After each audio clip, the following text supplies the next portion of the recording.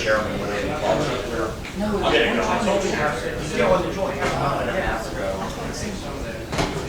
He's vice chairman. Yep, I think that's good. I mean, everybody that registers here. No, these guys, I couldn't talk to either one of them. Taking everything.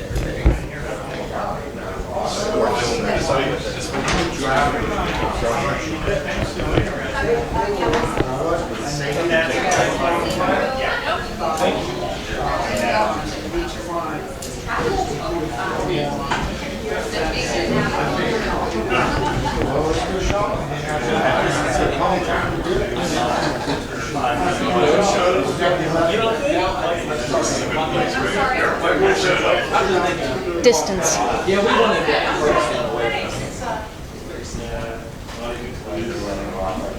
I'm going to recognize the mayor, Matt, Jared, and Angie is here. Is that the only council that's here?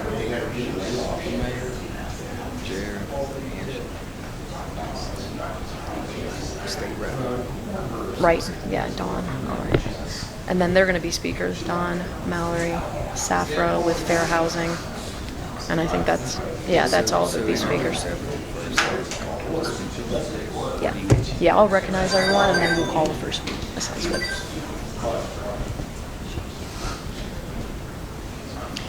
Is it ready to share?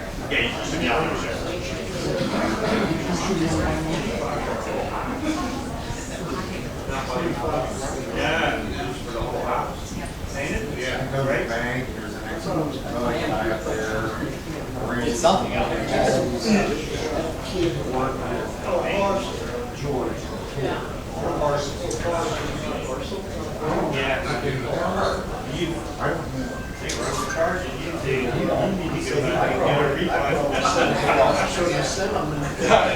What city?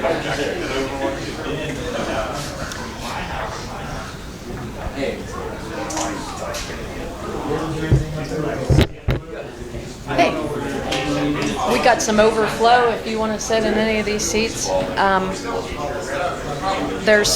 Looks like we don't have enough agendas for everyone, but I got an extra one here if you want one. I think I know what we're talking about.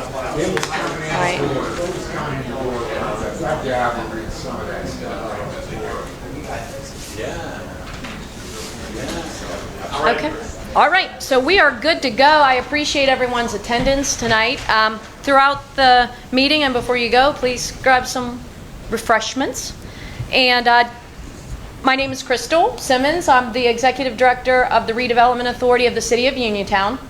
And I might have spoke with a lot of you today and throughout the past couple weeks that we've been organizing this. We have a really great turnout. I'm really excited to talk about the changes and introduce a few guest speakers today.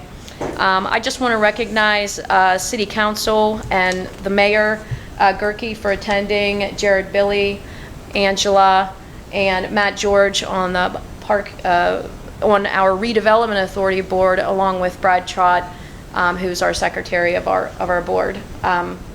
So they're here tonight too. You can talk to them. Matt's the chairman of the Redevelopment Authority. We have some guest speakers, as I mentioned, so I just want to give an opportunity for some of the folks that we work closest with, different agencies, to have a chance to review some of the programs that may affect and give landlords the opportunity to take advantage of their programs. So first, I just want to introduce Dawn Stroh-Snyder, representing State Representative Krupa's office. And we have a microphone here for you, and it's for the live feed. Good evening, everybody. My name's Dawn Stroh-Snyder. I'm here for State Representative Charity Grimm-Krupa. She apologizes she couldn't be here this evening. They're in session this week. I did bring some materials from the office. First off, we just have a landlord-tenant rights flyer. It's handy to have for yourselves as landlords or to hand out to your tenants.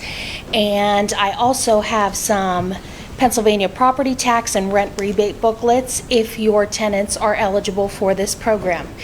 Inside there are 2 applications and there are 2 rent certificates, which would be the portion that you as landlords would fill out.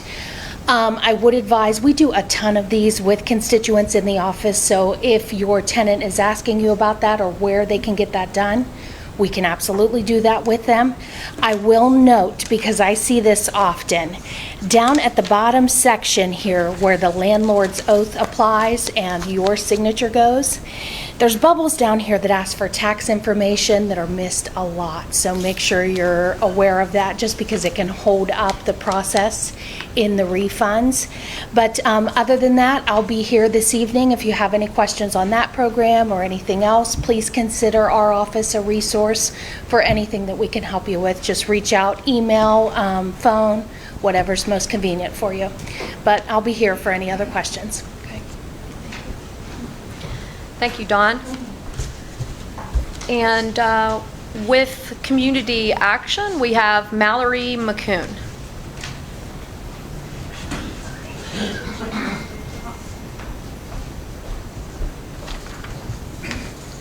Good evening. I'm Mallory. I'm with Fayette County Community Action Agency. I'm one of the housing project managers within the agency.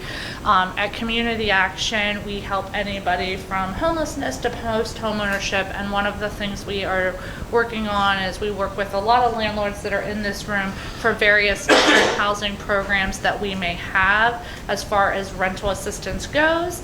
So if you have any questions, I'm sorry I was on the road all day. I don't have any business cards handy, but I'd be more than happy if you have any questions, and we're mingling towards the end to answer any questions. I guess, we can help anyone with rental assistance depending on the situation and the time of year, because a lot of our programs are grant funded. So if you have any questions as a landlord or property manager, feel free to ask me at the meeting, or if you want to reach out, I can provide email and contact information. So, Thank you. And joining us from the Fair Housing Law Center is Safra.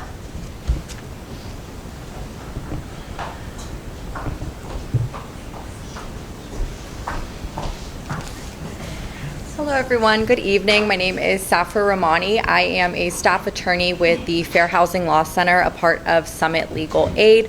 Today I'm going to give you a little bit of a rundown on what it is the Fair Housing Law Center does. Primarily our goal is to enforce the Fair Housing Act. The Fair Housing Act was enacted in April of 1968, so we are almost in Fair Housing Month. The act had two main goals. Number one was to reverse the effects of segregation in housing, and then we look towards a future goal of affirmatively furthering fair housing. We have different protected classes we look at and that our clients fall into, so that would be race, color, national origin, religion, sex, and when we talk about sex, we talk about gender, but also sexual orientation, sexual harassment, and domestic violence falls under this protected class. Disability, and familial status.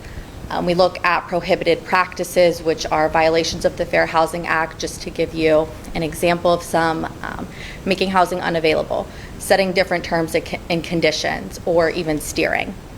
And then to talk about a little bit about what we do, we offer some brief services such as drafting reasonable accommodation, reasonable modification letters. So a common one we get is drafting a reasonable accommodation letter for an emotional support animal.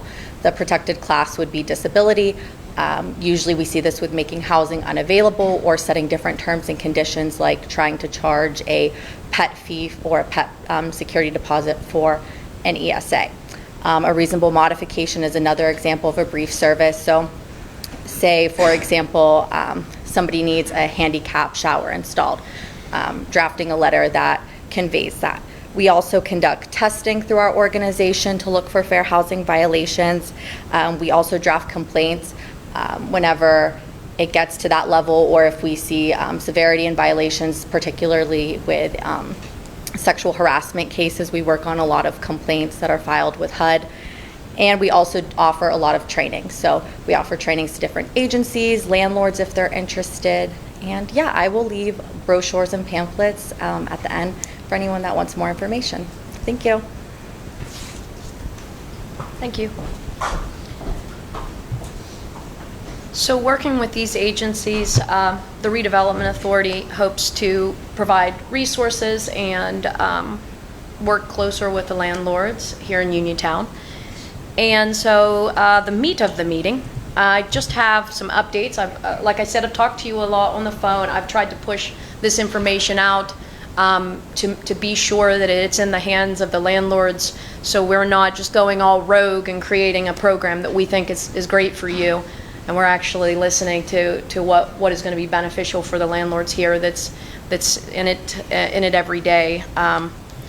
So on your agendas, at your table, there's a few different items. One, there's the original approved landlord registration ordinance that was approved in 2020. You'll notice there's just one copy. I sent this out digitally. I have some more if you'd like to take a copy. This is the original ordinance that was passed 3 years ago, and which provides some of the information that would still apply, but this is what we're making changes to. So this is the original copy. And we'll talk about those changes as we move forward. But I do want to point out that at when this comes live, which we hope in May, this entire process would be online. So you would have online registration and you can make payments online. You won't be required to make payments online or register online, but it will be an option for landlords who would prefer to do that. The online registration would have an option that we would really encourage that you enter the tenants that's in your homes for safety purposes, and also for us to identify beneficiaries of projects that we may undertake in the future. So that's the registration and payments. We hope to get there soon. But what are we registering for? So some of the updates to the ordinance. When I started here in March, I had worked in Greene County for about 10 years prior to coming to the city of Uniontown last March. And when I came, the mayor gave me a tour of the city and reviewing a lot of the different properties. I was excited to hear that there was a landlord registration, which is very similar because California Borough, the city of Pittsburgh, other third-class cities, all bordering communities, they have these types of landlord registration. They're a little different, but it's good to have something like that in place because we can provide opportunities and support to the landlords. And at that time, unfortunately, with management capacity, we weren't really able to provide the support to landlords, but the program was there. So with the program being there, we are ready now to kick off some incentives and really the enforcement of the ordinance that's in place. So some of the incentives and these changes, which also at your table, you will see the landlord ordinance updates draft because we are accepting comments and working through this. And I'm just going to run through some of these incentives and hopefully useful resources for landlords. So this event is similar to what we would like to have each quarter, and we would like to have it at different locations. We really want to create a nice place for landlords to come together as a group, so then your voice is heard and that landlords have the opportunity to make these comments, and we can learn any obstacles that you may face. So we would present the quarterly meetings, which we would facilitate, and at one would be an annual meeting where landlords could bring their families and have a dinner and have a nice year event to show the appreciation of landlords, because the majority of the housing in Uniontown is rental housing. So we want to provide that support and recognition to the landlords, and hopefully through those quarterly events, training and opportunities. At each one of the quarterly meetings, there'll be an attorney there for the hour to 2 hours that would provide lower level guidance, so at no cost to the landlord, can provide a quick review of things. And more in-depth cases would need a little more time with the attorney, but they could give you some great guidance on the direction you should go. And there'll be some of the speakers today will be attending these events. We'll have guest speakers at these events, and we'll listen to the landlords and provide you the resources that, or training or experience and things that you need to know, and really the networking would be most valuable. Second incentive would be online resources. we have created we would like to create a website, and Brad's here to talk a little bit more about that, that would give the resource, give you a web page that you can visit that would give you draft leases, draft eviction processes, really any document that you're using on the regularly that's reviewed and is a good document, a good template for you to use, in addition to contact information for the other landlords in Uniontown. So that contact information, we foresee this being an email where you would send an email to an individual email address, and it would actually go to, let's say, everybody in the room. So you send one email, it goes to all the landlords in Uniontown, which could be a question, maybe something's happened with the utilities. Is anybody else experiencing this problem? Has anybody else faced this? And it gives that opportunity to communicate amongst the group. So Brad, if you want just to kind of share with how we plan to do that. So we've already stood up a site for the landlords, and the idea behind the site is it will have resources for you to access. It will be a protected site, so if you have your contact information there, it will be behind a password, and your same licensing information is what will get you access to the site. We haven't really talked about how the listserv or the emails will work yet. It could be more of a forum where you're able to pose questions to the group, and people can subscribe and receive notifications when questions are asked, and they can choose to respond to them or communicate however they will. And then, like Crystal said, resources and an event calendar for anything to do with that pertains to rental properties, landlords, tenants, that kind of thing. And what else? Any posts that we have or updates that we want to disseminate out to the community as well. Thanks, Brad. If I have a really bad tenant, I have a neighbor call the other landlords where my experience, so they can kind of stay away from him or her. Yep. That's an idea that's being thrown around. We haven't talked through how that can work yet, especially from like a legal standpoint. So that's something that we're working through. Sounds like a fair housing violation. Yeah. Although I support it, I'm just saying. Yep. So we haven't touched it yet. It is something that has been brought up. It would be just a message board, though, not necessarily endorsed by you. More to come. Yes, more to come. Just make sure you register for the emails. So we're to E on the agenda. Another incentive that we're really excited, working with City Council and the Redevelopment Authority, we have this plan to locate a 30-yard dumpster in a secure location that would be open from 9 to 4, let's say Thursdays, 1 day a week, that would be available for you as a landlord to enter with your rental ID, which is a cool little card. That's another perk. You're going to get this neat card. So you can show this card, and it's going to allow you access to this dumpster, and you can take things when you need to at no cost. It would be part of this membership. Now, this is going to require some trial run. It's going to require an employee to be on staff to make sure of what's come, that who's have access to the dumpster, and then we also want to make sure it's not abused. So because of that, there probably would be a pretty hefty fine for folks that might be coming in that shouldn't be there, or bringing things in when no one's there and leaving at the gate or something along the lines of that. So we would look at different security, but for the most part, the idea behind it is a weekly location where you can bring the garbage that you need, basic garbage, the regulars, no paint, no appliances, and just basic garbage.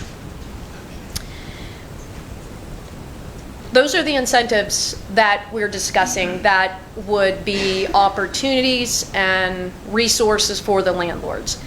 Now, there's other requirements under the landlord license, and one of them would be a safety and habitability exterior review.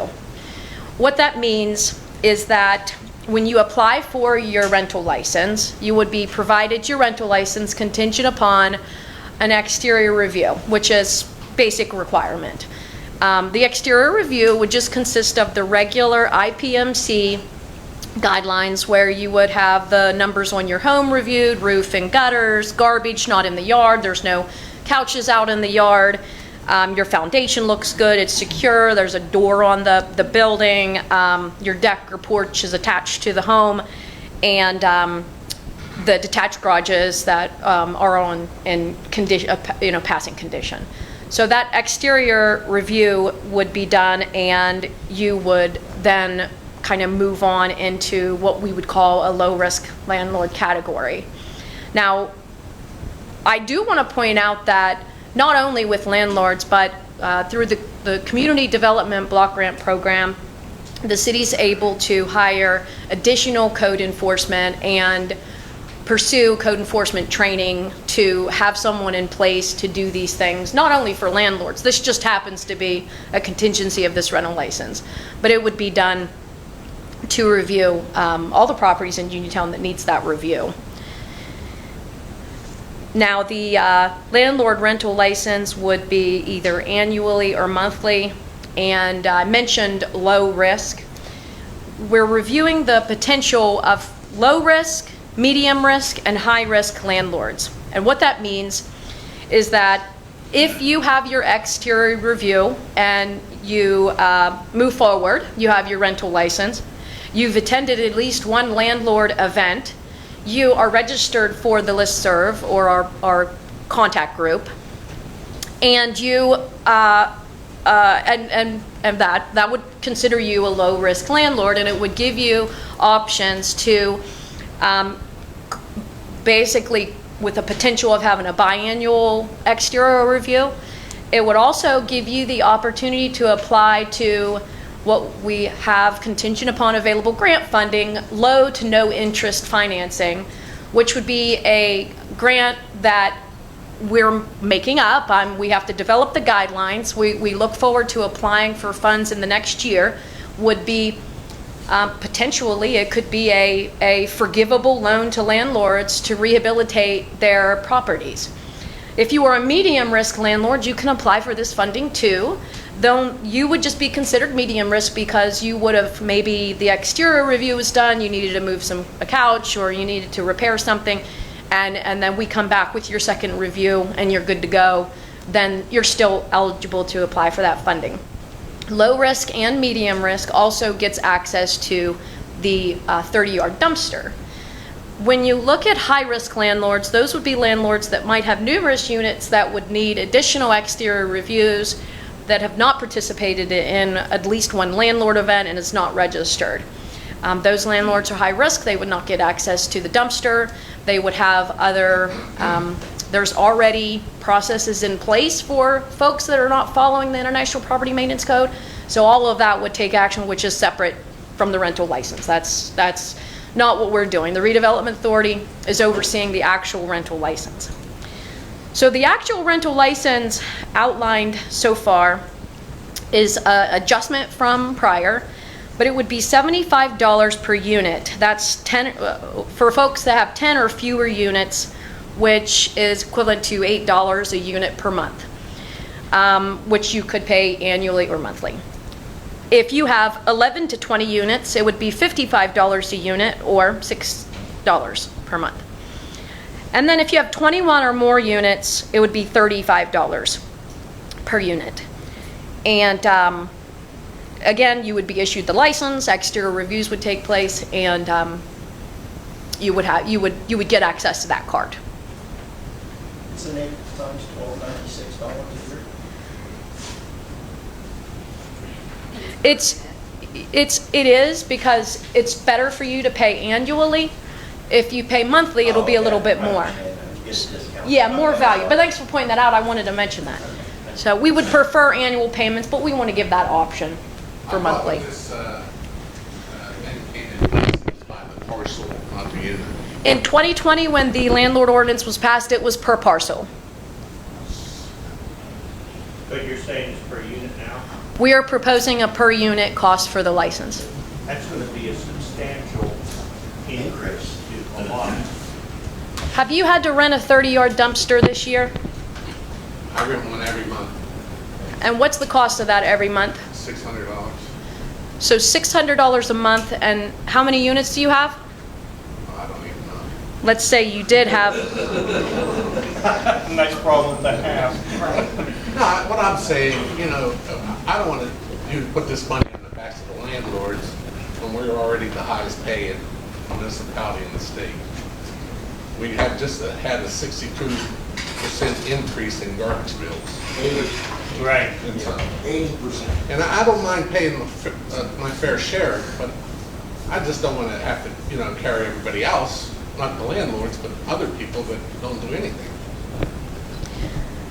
and the way the program is designed is not to take advantage of those landlords that are following their guidelines and abiding by the ordinances. Yeah, but what I'm saying,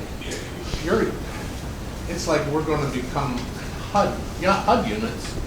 And in the future, you're going to be able to inspect inside, but, we rent to some people that don't care the way they live. And then it takes you 3 to 4 months to get them out. You lose all that revenue. And it's, it doesn't, one hand doesn't wash the other hand when it comes to some of these people. Well, and it is exterior habitability review. But that's where it starts. Section 8, at least when you get Section 8, they pay the rent. They pay your rent.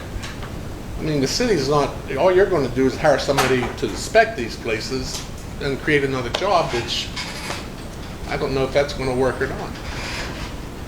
Another quick question about this. What about vacancies? Now, if I have vacant units, am I going to be required to still pay this fee every month? I believe how the ordinance is set up right now, if you have a family member living in your home or your unit, it's not considered a per unit, and vacancies can be considered. If you're going to have a long... Considered for what? Because this is just a draft phase, we could consider if you don't have anyone in the unit and you can file that you don't, then there should be maybe a prorated amount. Maybe... I think that would be more fair. I think it should be... You're not giving any consideration to on your sewage bill if you have vacancies for things. The redevelopment authority doesn't I know that's a oversee whole separate sewage. issue. I'm just saying, that's apples to apples. Yeah, if you Well, don't and that have any- If you don't have any revenue coming in from that unit for those particular months, because I'm a small landlord, if I'm redoing an apartment, it might take me 6 months to get it ready. Should I really have to pay that fee for those 6 months, or even at a reduced rate when I have no revenue coming in for that particular unit? I think that's something that should be taken under consideration as well. Definitely. Yeah, we'll take notes of all the comments tonight. That could easily be tracked. If he said 1, 2, 3 Main Street's empty, the sewage office down on the first floor can get you a water usage. If you're going to use water as you fix the place. If there's 20 gallons a month, I'd consider that empty. 100, 200 gallons a month, yeah, someone's looking. So if the claim is made, we could review the sewage. You could verify. And I guess that's my issue. And I don't know if you'll call it an issue. I guess I'm going to die by my own sword here. I helped draft this when I was the code officer. My biggest complaint was we only had 15% for the people doing it. I'm very happy to pay this. Well, not happy, but I'll pay it.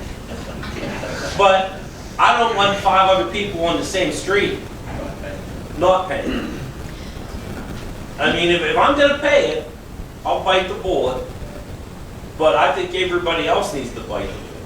One of the biggest changes with introducing this new ordinance is enforcement. So we are in the process of hiring a full-time code enforcement officer with available community development block grant funding, and it will be enforced. In the past, it wasn't enforced, and because of limited capacity, and now we've increased that. The Redevelopment Authority recently hired a program manager. We have 2 full-time persons and 1 part-time, and soon we'll have a code enforcement that would provide their time to enforce that. So the plan is if you are verified that you are a landlord and you do have available units, that there would be steps in place that would enforce that. That makes it more palatable for me to know that half the people in town are laughing at, or, you know, oh, that's our repay. Do you mean other landlords that don't pay? Can you clarify that? I don't understand. Yes, Other landlords don't pay now. Like right now, everyone should go out their form every year and it's been enforced and send their money and register their property. You mean everyone in Uniontown does not do that? Right. Yes. So how are you gonna, by being code enforcement, having the block run, how are you gonna know which is occupied and which is unoccupied? How do you track that? What we've done to identify rentals, and nothing's completely 100%, but to identify rentals, we've taken a look at the parcel listing. If the tax bill is mailed to one address that doesn't match the physical address, that's our first indicator. Maybe it's a rental. It might be Graham paying granddaughter's taxes, we're not sure, but we think that that's a rental. We're asking, a postcard was mailed to all of those people, and if they got it and they weren't a landlord, they would unsubscribe with the reason why they were unsubscribing, which is being cross-referenced with the sewage multi-unit list. So if you... What have you done to the ones so far that hasn't paid? I've been paid. I know all these guys paid. What have you done to the ones that have not paid? Well, and where we're at right now, it's not been enforced. That's why we need to re-adopt the ordinance. And what we've discussed is for those folks that have paid, if you've paid and we can verify that you've paid the 3 years, and we would like to provide you with an option to have a discount in your first submissions. That you have paid and you have faithfully and you've been in compliance, we want to possibly reduce one of your first rental license payments for the first year. This thing has been in effect 3 years. As I look around, I see people here that have paid. But you haven't done anything for people that have not paid. Nothing. To be fair, What have you done for people that have paid? Have you ever come around and checked my house? You never had no complaints against mine. I mean, I don't know what you complain about. Why you want this lower? It just don't make sense. And 3 years, you are raising it. Now another 3 years, you're going to raise it again. So, sir, I'm Matt. I'm the chairman of the Redevelopment Authority. Okay. So, to backtrack a little bit, this ordinance was in place in 2020. It was under the city's hands. We are the Redevelopment Authority. It is different.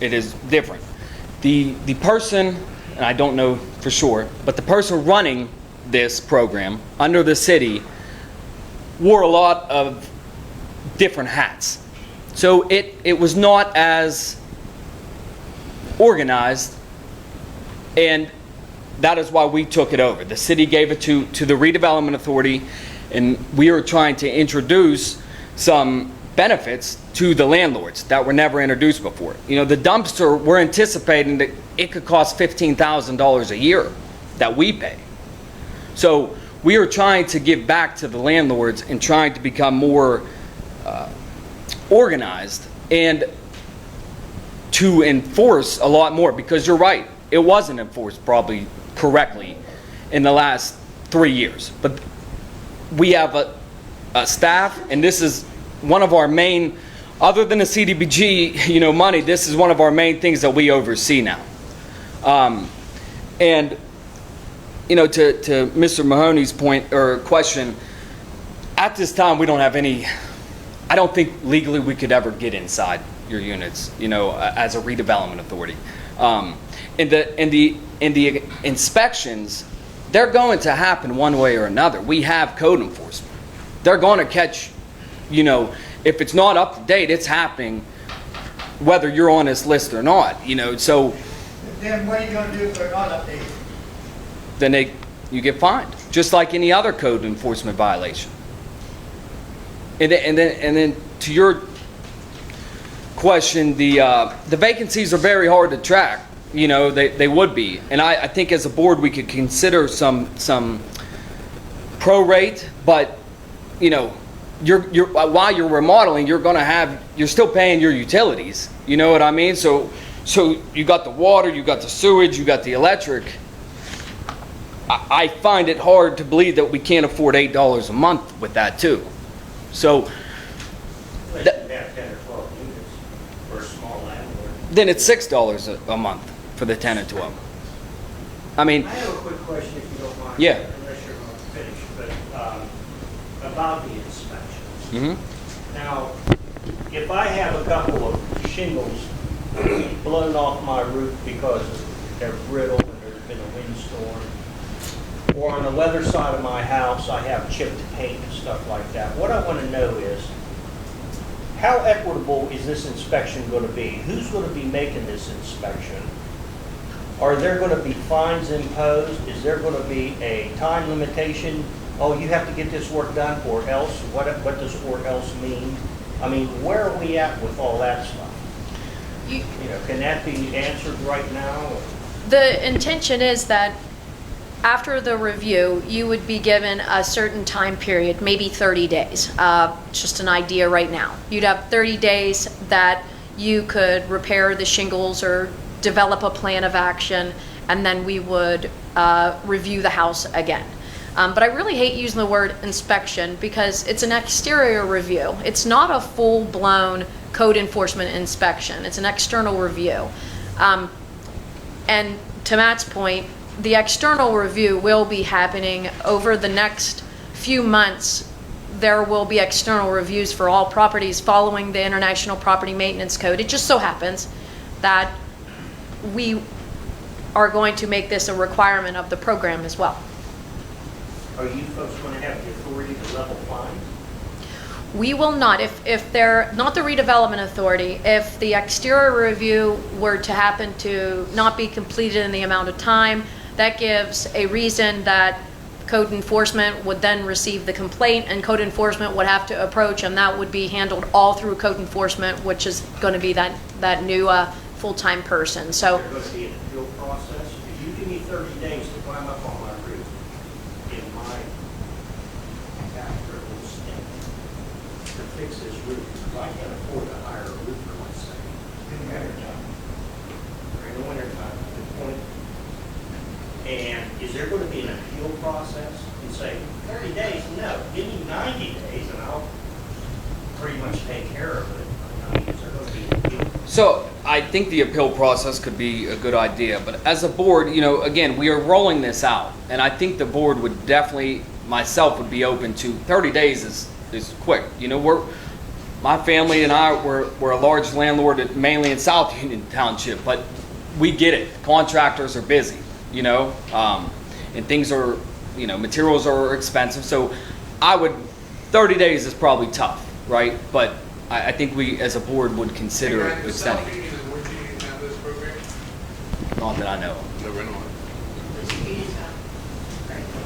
Which is in line with other third-class cities around the area. And other municipalities, they have. like Yeah. Meadsville, California Borough, the city of Pittsburgh, And that in Fayette County, huh? I'm not sure. Redstone, but that's not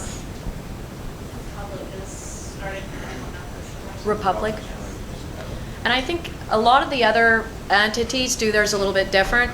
They actually charge a full cost inspection of the property, and while rolling this out, I've spoke with attorneys for other landlords and many landlords, and have tried to adjust that because we didn't really quite feel that was right. But as long as you can back to your question, as long as you can provide action plan. Hey, I've contacted this contractor, here's my action plan. You know, within at least a response time of 30 days, like Matt had said, I think that can be worked through. Because those people that are making the plans, that's just a regular process for maintenance. It's really the properties that we really want to address through our blight remediation planning. And not to kind of get off track of landlord rental license, but the redevelopment authority is also overseeing, on behalf of the city, a blight remediation plan, which pulls a group of folks together.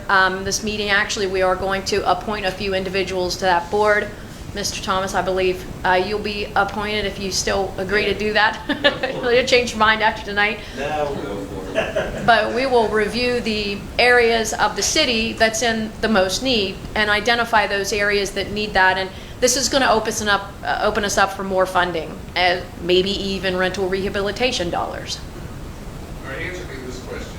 Say I had a duplex over here, a duplex over here, and I have 2 in this room, 2 in there, that's 4 units. Do I pay $5 a unit if I have more than 35 units? Or is this individual? It's all together. It's all together what property you own? Yep, every last. No matter where it's at? Right. But within the city.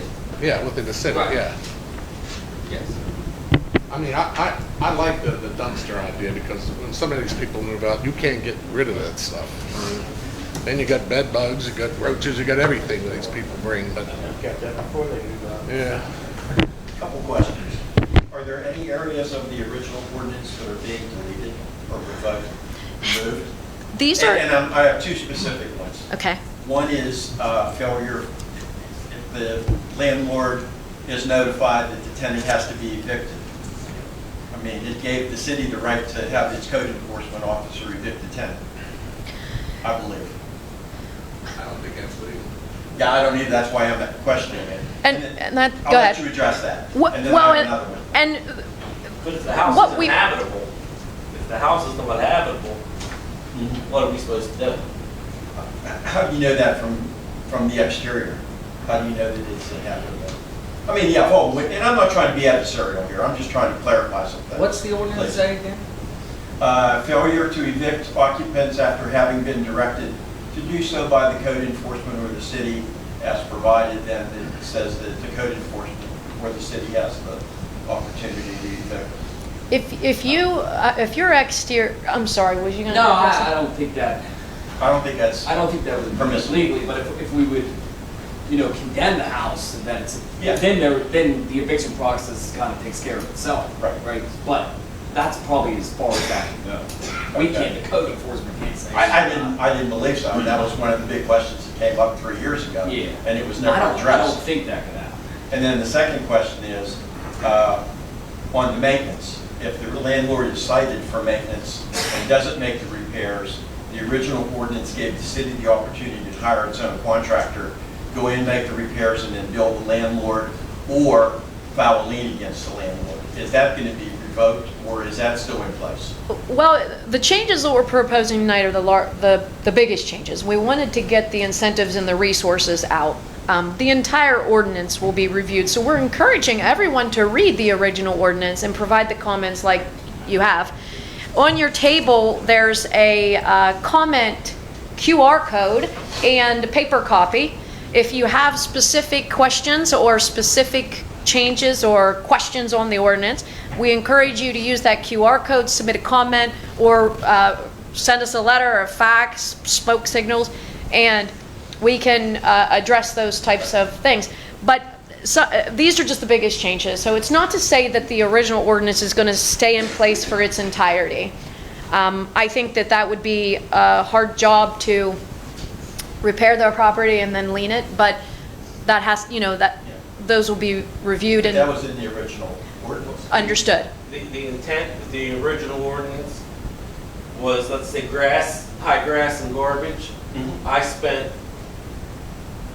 most of my time chasing that. Oh, I chasing understand. high grass and garbage. I understand. And the intent was, you'll get notice, and it could be legally enforced, because other municipalities do it. you would have more than your fair time Right. to cut the grass and Right. pick up the garbage. And if you don't, you would receive legal notice. And then one day, the city was gonna show up with the street department. Yeah. And I believe cutting an average yard, we could legally, it's been done in other municipalities, charge Oh, I don't doubt that. Right. $350 a cutting. Okay. And we'll show up once a month and bang you for $350. You can cut the grass or we'll do it for you. Right. Understood. That was our intent. Again, I'm not trying to be adversarial. No, I'm just trying to bring out some and points. maybe I'm a little bit passionate in this, but I got tired of literally people whose grass was this high, I know. who literally, I would go there with the city, I'd go there with the mayor. We'd fill the mayor's pickup truck 3 times with garbage, he and I. And I got really pissed off and tired of being, Going the same place. going the same place all the time.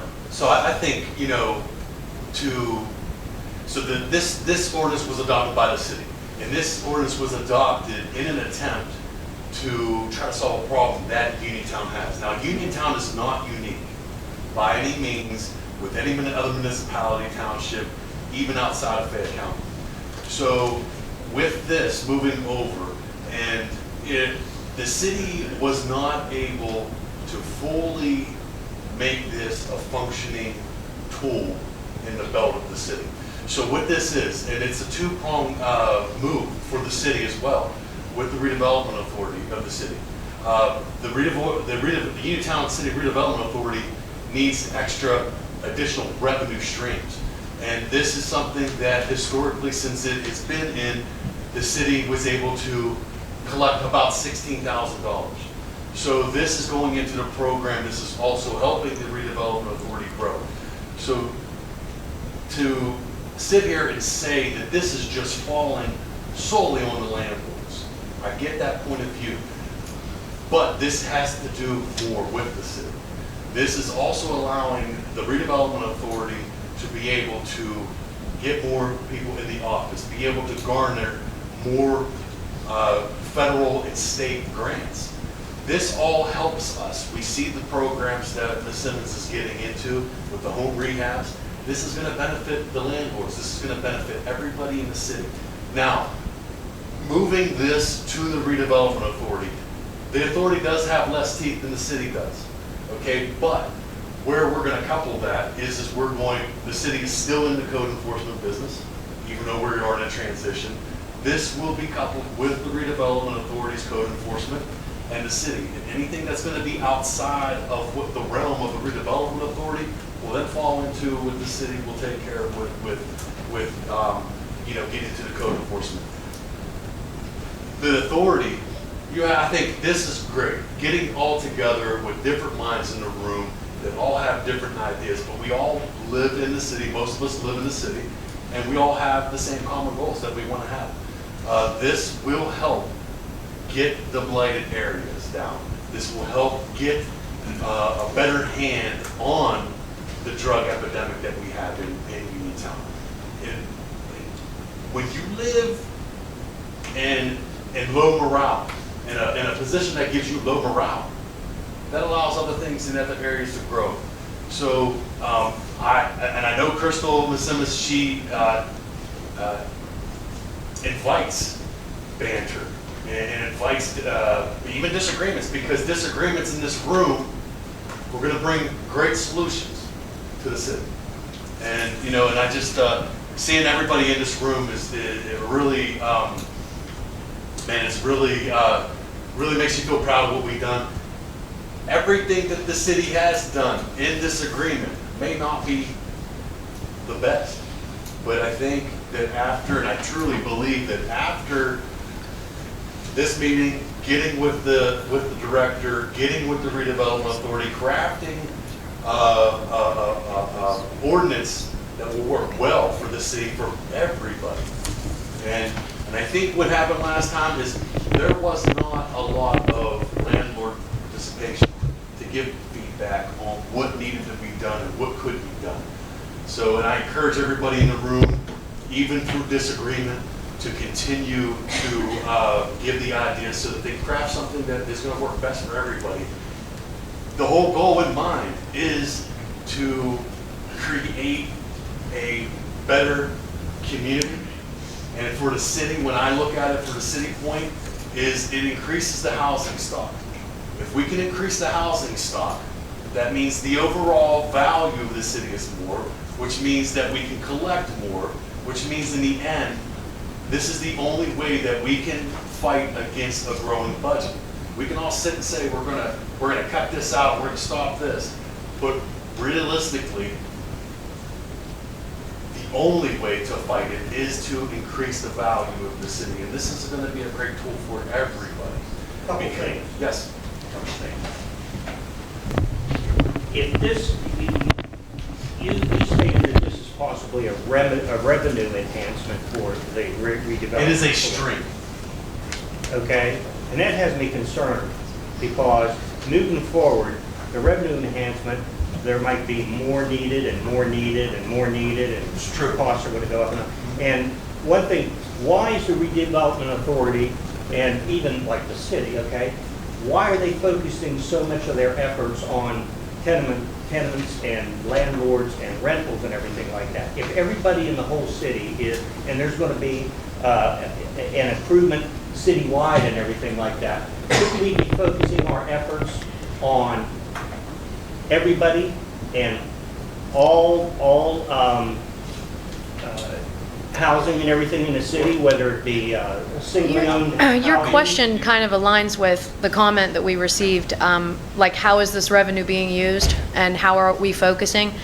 I think over 70% of the housing units in Uniontown are rentals, 90 now. So wait, what's that again now? What? It's about 80 to 90% of housing study that we were at. is that countywide or city? I think it's county, more county than city, but there is a high revenue city. For sure. Okay, let's not count the Fayette building and see what our numbers are then. Well, okay? that's one reason why we would focus, but where is this funding being used? Well, Matt mentioned earlier, in order to fund this dumpster, there will be an amount of funds used towards the dumpster, which we hope is going to alleviate some of the issues of maybe it being on other properties, or just simply providing a resource so the landlords don't have to pay $700 a month for a dumpster. But we would need to pay for that dumpster. It would also help us with the administration related to creating the listserv, creating the resources, holding the meetings, answering and responding to landlords, providing the legal service at each meeting, and the administration to pursue funding. Just recently, the Redevelopment Authority with the City of Uniontown was awarded $400,000 for existing owner-occupied housing rehabilitation. There's an option to apply for that same funding for rental rehabilitation.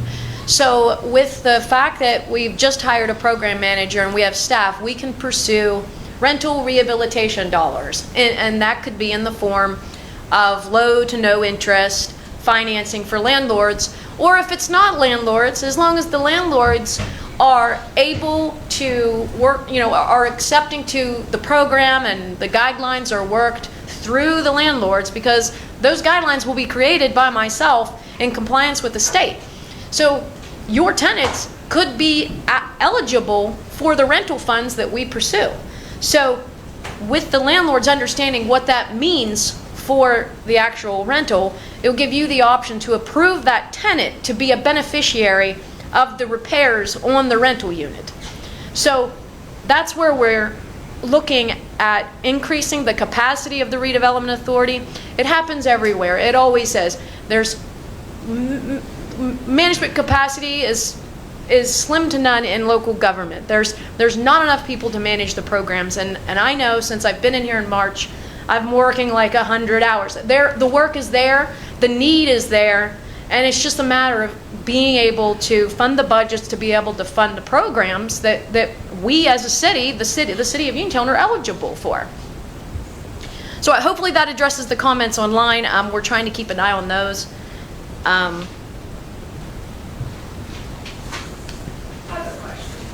So do you have a plan to have every landlord in the city register the registration. So, and we started that discussion with your last comment. Once we identified everyone with multi-units, everyone's tax bills mailed to a different location, there are still a few single-unit properties that are going to be hard to identify. I mean, it's just going to be hard. I mean, nothing's 100%. Assuming that we can identify and assuming that a one-unit landlord would be registered and take advantage of the resources, we would expect each one of those landlords that are identified as a landlord to be a registered, rental license registered, because it is an ordinance, the landlord is required to register for the rental license. And what if they don't? There's a fining process, and if they plead not guilty or guilty, they go to the magistrate, and it's handled similar to other fines. If you don't pay a fine, is there going to be a lien against the property down at the courthouse? That would need reviewed.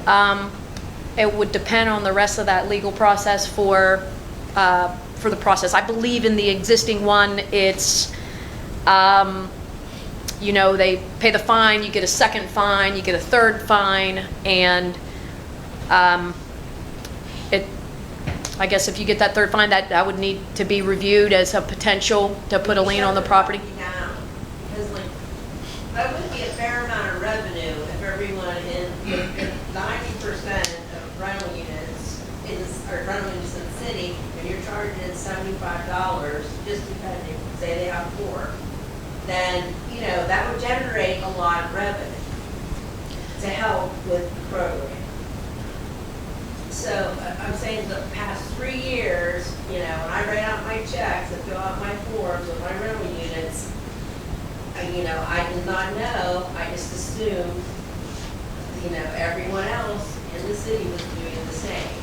That wasn't happening, obviously. So what I'm saying is, how are you going to make it happen? They're going to shut the properties down so that they can't rent them out if they're not registered. If you don't have a rental license, you would not be allowed to have tenants. And I mean, and that's where the enforcement comes in. Just an idea, like how are you going to enforce that once, you know that's a rental unit, they didn't register, how are you going to, you know, shut the property down so they can rent it out? So, you know, to make the landlords that are not following the rules, how are you going to make them comply?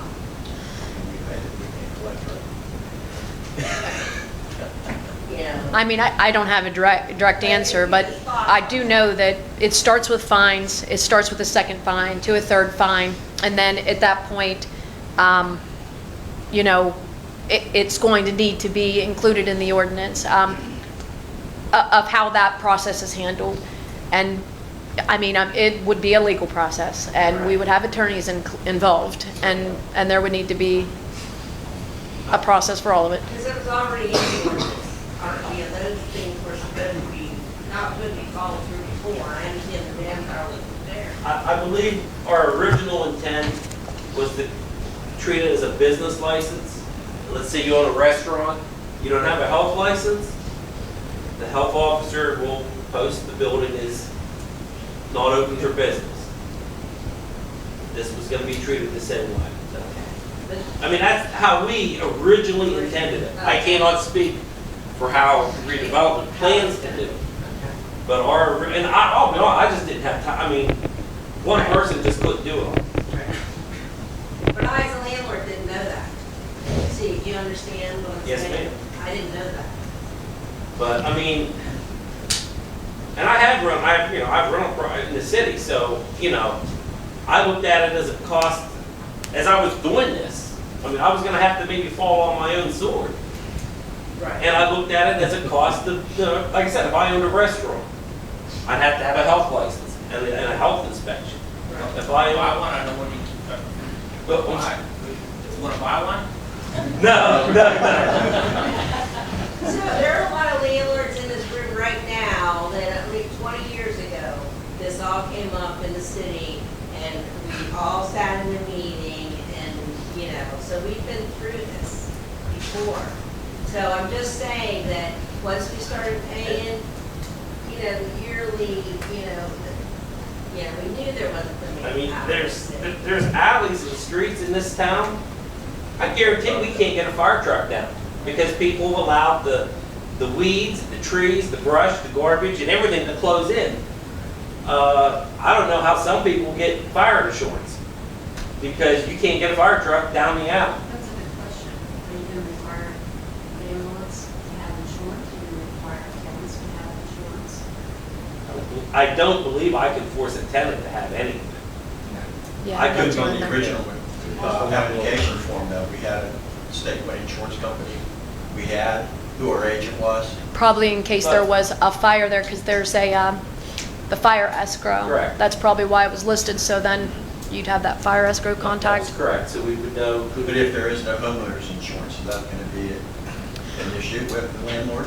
I mean, with us not putting funding into it, we wouldn't require a landlord. That just protects our investment, and that's not our investment. Yeah, I think that was only there so the city, if your house burnt down. And I walked away from it. And you walked away from it. Yeah, I understand, because almost all the municipalities. I could go down to the sewage office, I could pull your license, and I said, oh, well, he's with ABC Insurance. Right. I'd call the adjuster. I'm not even gonna depend on you. Right. You've checked out.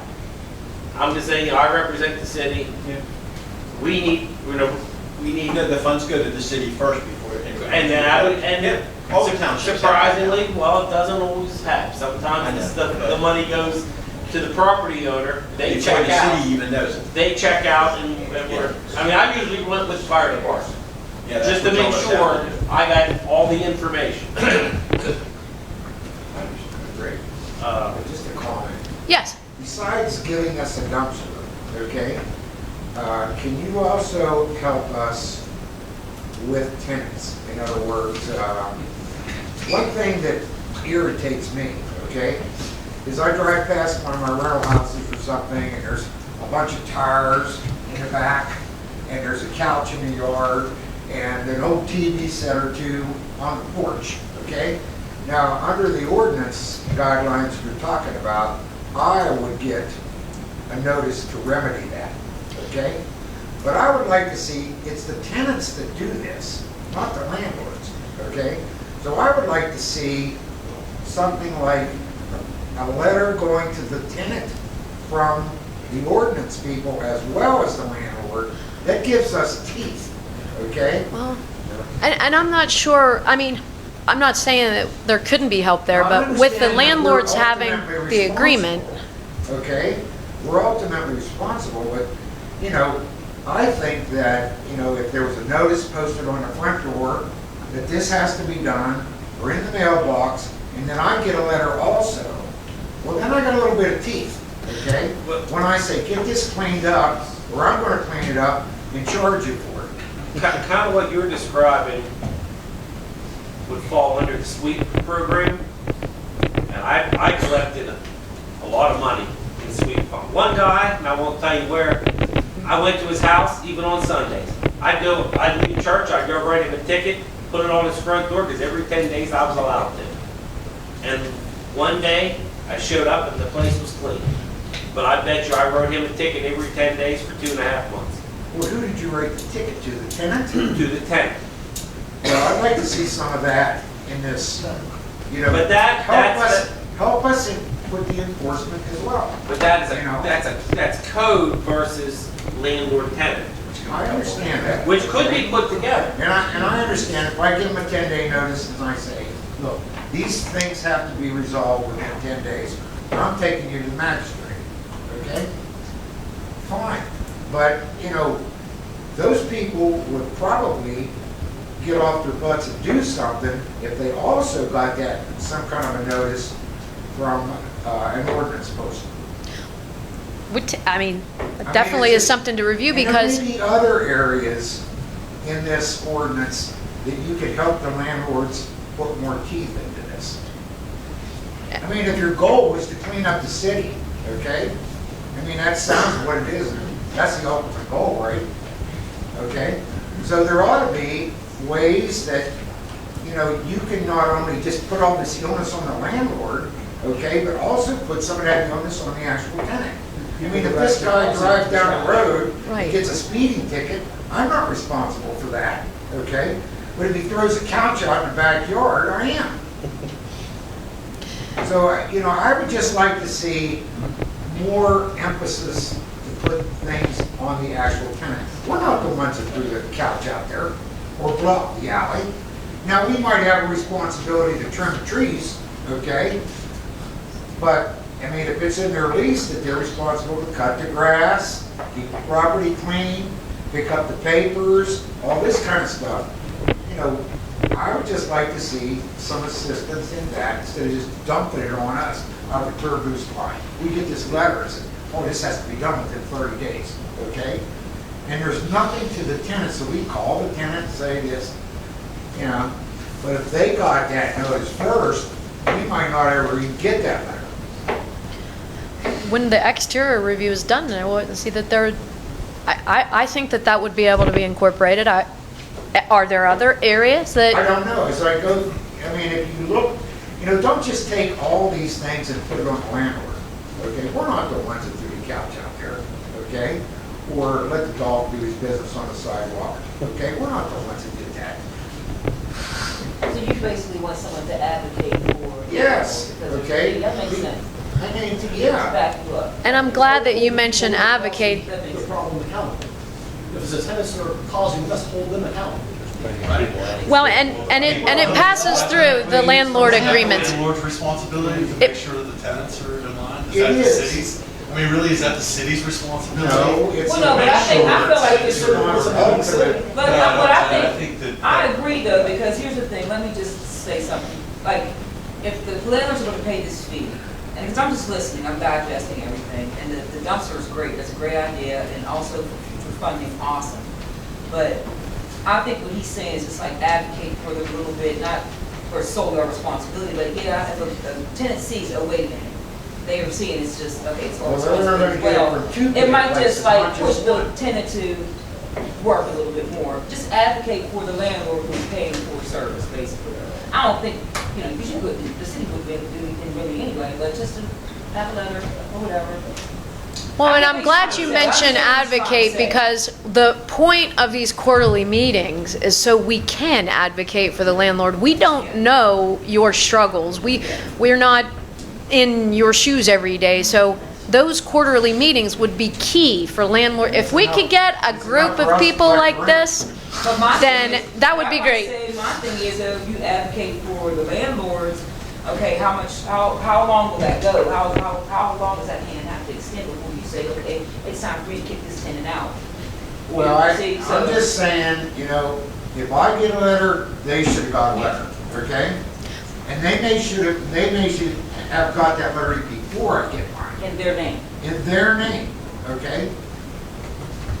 You know, because they are the problem, okay? And you're putting it on us to be the solution. So how long are you how long do you want the know. letter before you say, hey, this tenant is a I don't problem, know. let's I'm just just decide. saying, as you go through the ordinance, okay, and you're planning to do exterior inspections, okay, or reviews, or whatever you want to call them, okay, that you consider putting into the landlord notification of things that need to be resolved.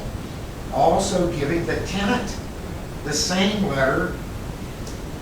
I'd even like to see it earlier, okay, but, you know, because it's not my, I didn't put the couch out there, the TV set. I mean, I wouldn't see why exterior reviews wouldn't be able to be issued a sweep notice, and then with the understanding that they're, if I understand the sweep notice, that they're responsible for that. If not, they'll be fined.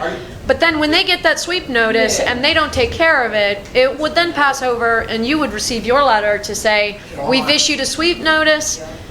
There's an issue here. You need to hold your tenant accountable or either remove the couch. Exactly. The sweep notice could be given to the tenant or the owner, or both.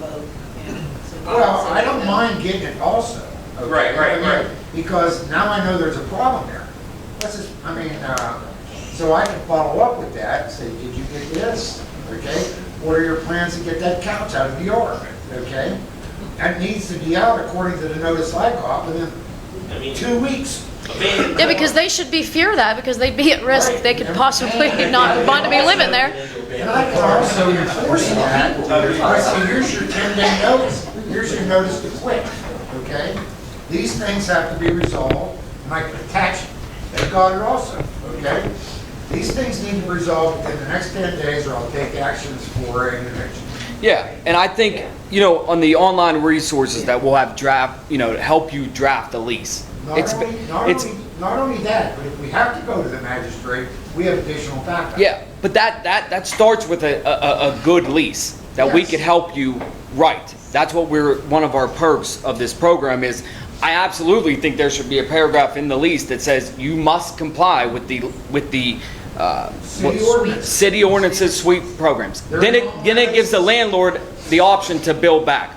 We do it all the time, right? At the end of the day, it is on the landlord. It is. I mean, you're not going to get water out of a rock. Sure. Okay? I mean, we all know that, okay? Sure. But I drove past one of my places yesterday, and I noticed in the backyard there were 6 tires setting back by the fence, okay?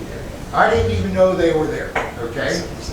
Now I'm going to ask the guy, okay, when he drops his rent off, if he drops it off, what's your plan to get rid of them tires back there, okay? Because, you know, they don't want to pay the disposal fee, okay, or whatever, so they just, who knows, okay? But if the ordinance guy was to go back there and send me a letter, okay, I think he ought to just put one right there on the front door too, okay? But you could also say, hey, we received this letter, here's a copy of it. You have 10 days to comply per your lease that's already in there. I can collect those, okay, if I want to, okay? I had to do this, I had to do that. Mr. Magistrate, this is why this guy's history, okay? Look back here, 6 months ago was this. Right. 9 months ago was that. 3 months ago was this, okay? And I'm not going to get him another lease, okay? Yeah. Yes. How did you come up with $75? I reviewed. Expected revenues coming in. I reviewed another third-class city, and I reviewed Connellsville prices, California boroughs prices, and the city of Pittsburgh. The way that they did theirs, some of them was $25, and then they would charge you per square foot inspections. We decided that we're not even going to attempt internal inspections.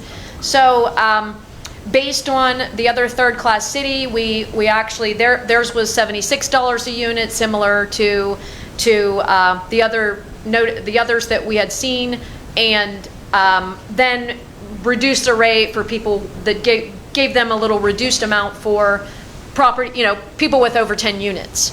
So it's just comparable to our region is how it was chose. And the expected revenue from the program, it's really hard to point it out now. If based on the identified landlords that we have, if it's accurate on multi-unit homes, it may be 45 to 50,000, just 45 to 50 a year. Crystal, I can appreciate what you're trying to do, and I think you're going down the right path. But until the city doesn't, until the city realizes that this garbage problem we have in the city, that lower the rates within a year or two, this isn't going to work, because we're just getting taxed out of our own jobs here. So, added to Mr. Mahoney's comment, I think this is a great segue into solving that garbage collection issue that we have. 2025, that contract's up, so we are looking for ways that we can get back to where we did collections and where we capture our own billing. And this, I believe, is a perfect way to start that. It's at the location that we want to use. This can grow into... Jared, I think if you could drop that 80% off the garbage again, I don't think anybody in this room would not agree with Crystal to do what she's planning to do. So to drop that 80%, I think at the moment it's unrealistic with the contract that we're held to. The only way that we are going to be able to drop that bill is if we get back into collection and we start doing it again ourselves. And you have plans of doing that with compactors and things? Yes, we do have some very early plans that at the moment is not worth really putting out public. So, but the city is moving into a direction where we are looking to get back into the refuse collection business. It's a huge undertaking. So to bring that back and then go in and say that this is something that we have to have more employees, I think that we can do this very simple. Mr. Mahoney, we've talked about exactly what I'm talking about right now. And I do see a future in this. And I do see the future of the city. Garbage collection could be every day. I don't really want to get into the specifics of how it could be every day, but I'm sure people can use their imagination. We have a centralized location. The beginning of it will be with the 30-yard roll-offs, then moving into compactors, and then moving into another phase of what we can do. And that, I believe, that will fix our problem with the garbage.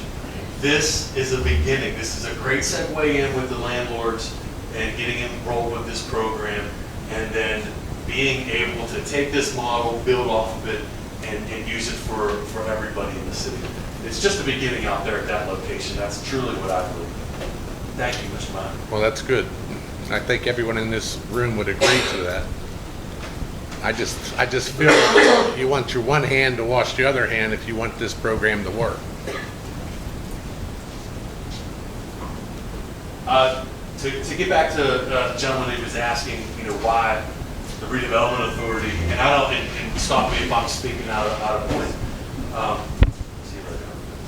So the redevelopment authority is targeting the landlords. This is something that the city implemented, 3 years ago. This is something that the city tried to initiate in my first term, and through language in the agreement, it didn't go through. I do commend Bill and the previous administration, the mayor and the previous administration, for getting this rolling. It is a step in the right direction. It's not perfect. Tonight's meeting is to help get that going. Now, to really touch on this is a revenue stream that the city had, and for a few years, it looked to be about $16,000 to $20,000 annually that was collected, which was way below what it was. This was not able to be fully implemented on the city level. The city and the redevelopment authority right now are in business through stipend. We're in contract with them through a cooperative work agreement that is for certain areas and grants that are open. And we're always looking to further our business relations with the authority. And so through a meeting last year where the redevelopment authority was looking for ways to increase their stipend line item, this was something that was presented. We know the city has collected so much revenue. That revenue could be better put to use at the redevelopment authority in programming. And for me, what I believe is it truly is just the beginning of this. And this is only going to add into what the redevelopment authority is going to be able to do, revitalize. And that is what's needed for the city. We need to take our blighted areas and completely reinvent them. And that's going to be right through the arm of the redevelopment authority through the city. It's going to take a lot of meetings like this where we're going back and forth.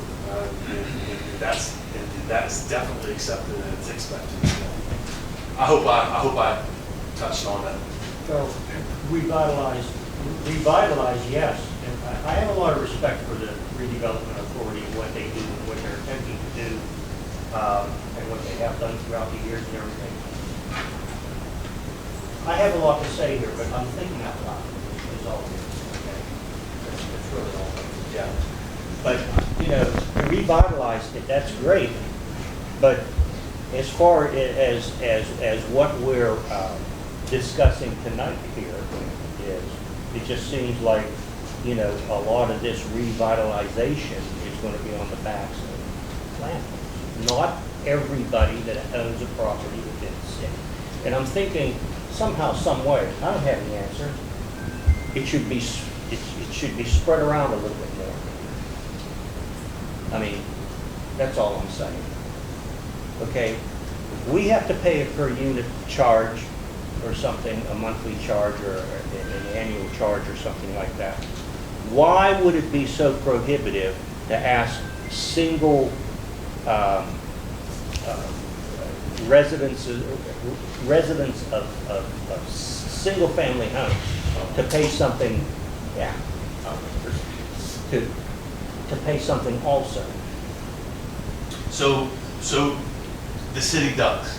The residents of the city do. They pay into their parcel the tax burden, and that is their fair share. Yes, oh, we don't pay taxes. So, but here's the flip side. Taxes for and that. here's the flip There's side. a homestead act. But here's the flip We side. don't. Okay. Homestead's that way on the screen. The city, Doesn't apply to the city. and they're really going to go into a whole homestead exclusion extension, which is all legislative, and Dawn knows that very well. So, you know, there is no easy solution to the problem that we have. Okay, we have a city that is 60%, 65% on the last numbers in the city of rental But property. you see, Mr. Billy, you see what I'm saying? I do, really? I get it. I mean, if everybody is going to benefit from what the redevelopment authority is doing as far as improving the environment of the community and everything like that, everybody should be contributing, not just landlords. So, and to get back in this, we all do. All of us as taxpayers, we all pay that fair share.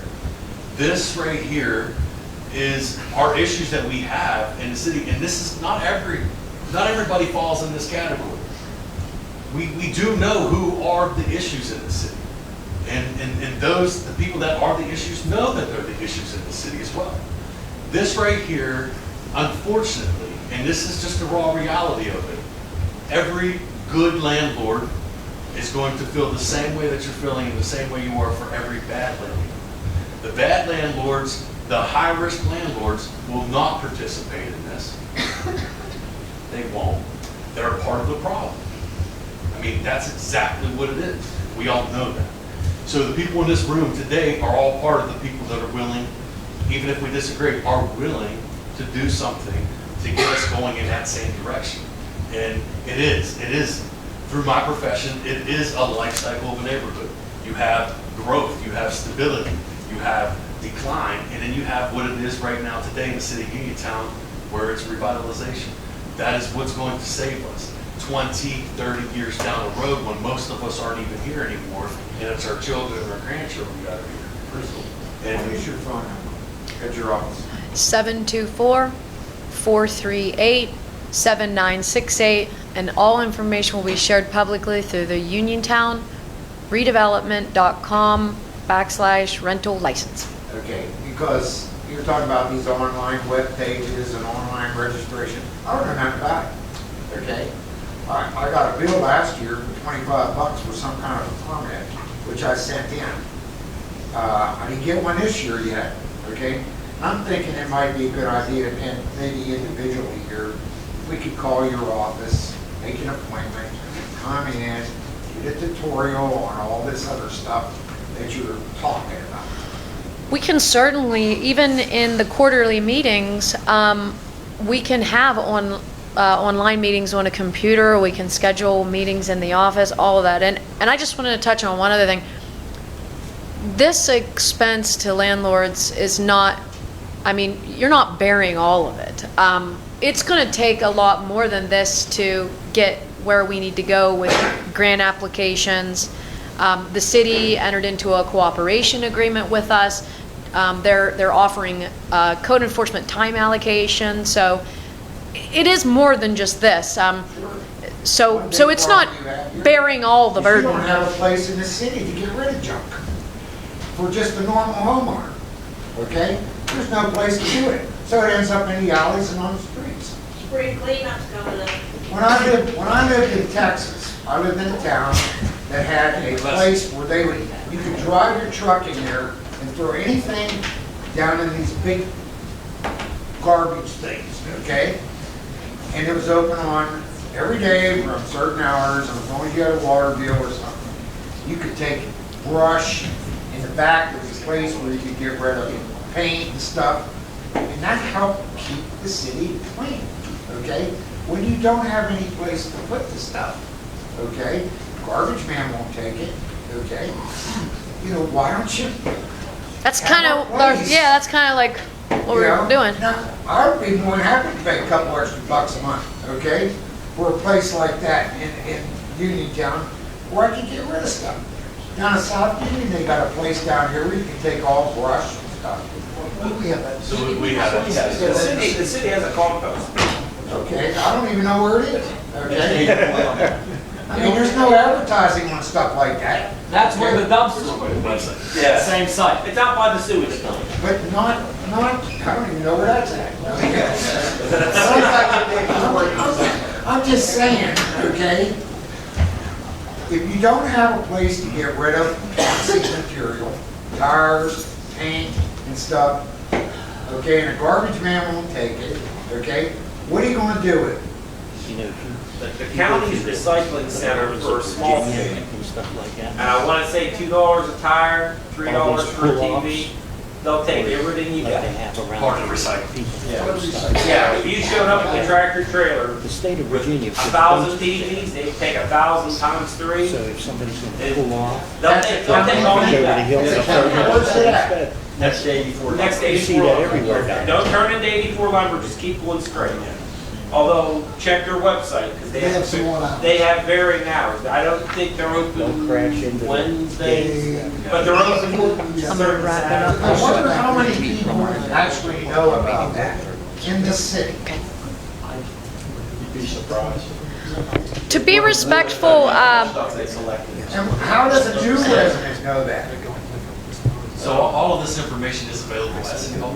And It's City Hall. it is all available at City Hall. I mean, you know, we could just toss our hands up and say that there are only problems. But this is. Now, none of this is implemented yet. it's not, and to be Okay, respectful for everyone's time, go ahead. Is there a target date when What we everything's going to be settled? and- We will continue to review this, and to wrap this up, we're going to close out live. On the website, uniontownredevelopment.com/rental-license, or go straight to our redevelopment page.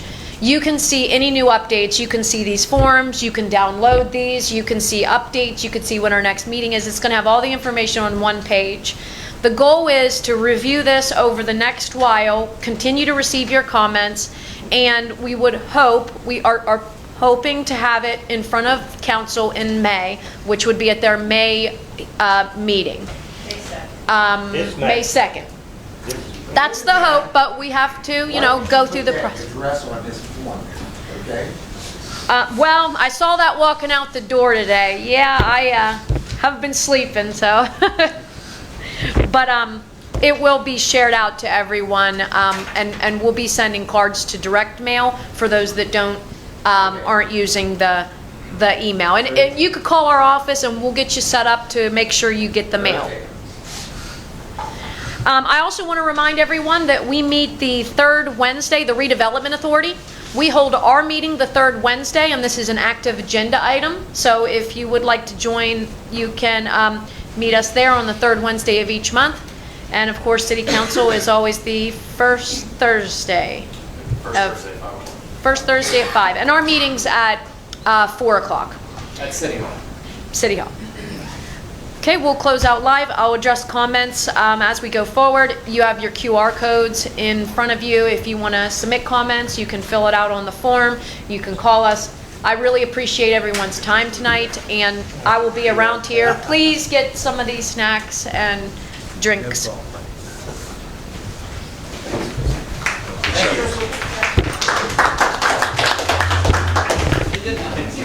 For a fire sale, buddy.